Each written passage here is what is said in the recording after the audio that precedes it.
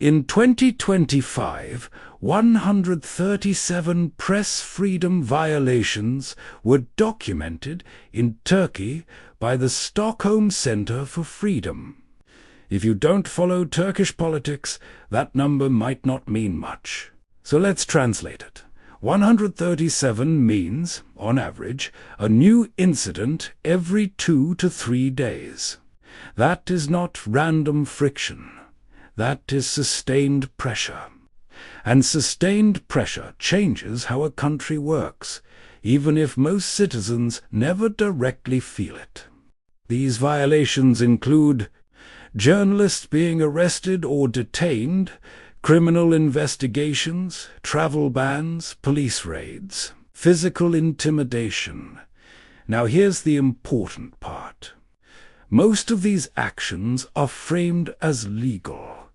There's paperwork, there's a court, there's a law. So it doesn't look like censorship from a dictatorship movie, it looks procedural. That's why it's powerful. You don't need to jail every journalist. You just need to jail enough of them. If you are a reporter watching colleagues investigated or detained, you start calculating risk. Is this story worth it? Is this headline too direct? Should I tone this down? That is the real impact, not silence, self-censorship. And self-censorship is far more efficient than open repression. Press control today doesn't look like shutting down newspapers. It looks like making journalists afraid of crossing invisible lines. You might think, this affects journalists, not me. It affects you more than you think.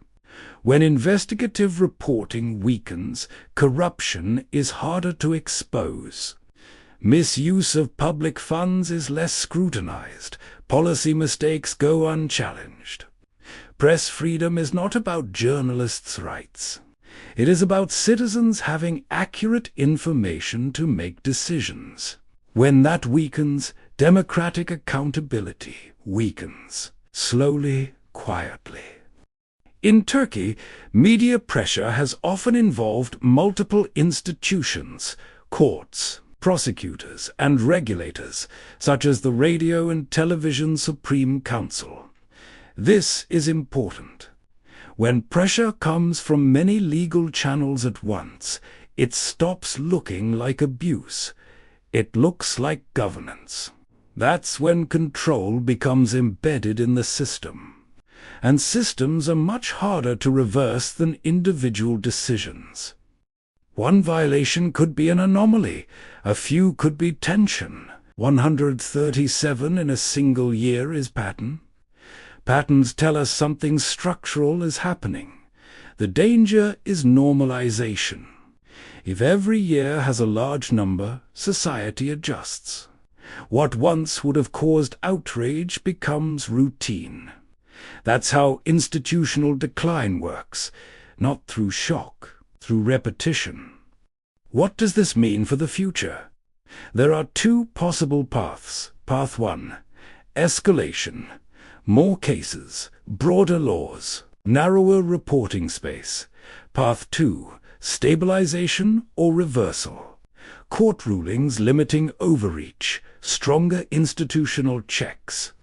International legal pressure, including scrutiny from the European Court of Human Rights. The direction depends on whether institutional checks regain strength. If they don't, deterrence deepens. There is also a generational effect. Young journalists see risk and choose different careers. Independent outlets struggle financially. Some reporters leave the country. Over time, this changes the media ecosystem itself, not through dramatic collapse, through slow erosion. And once institutional culture shifts, rebuilding trust takes years, sometimes decades. Here's the core insight. Press freedom violations are not only about media, they are about how power responds to scrutiny. When scrutiny becomes risky, power faces fewer constraints. When power faces fewer constraints, governance changes, not overnight, but directionally. 137 violations in 1 year tells us something fundamental. The pressure is not episodic, it is structural. And structural pressure reshapes the future long before most people realize it has happened. That is why the number matters.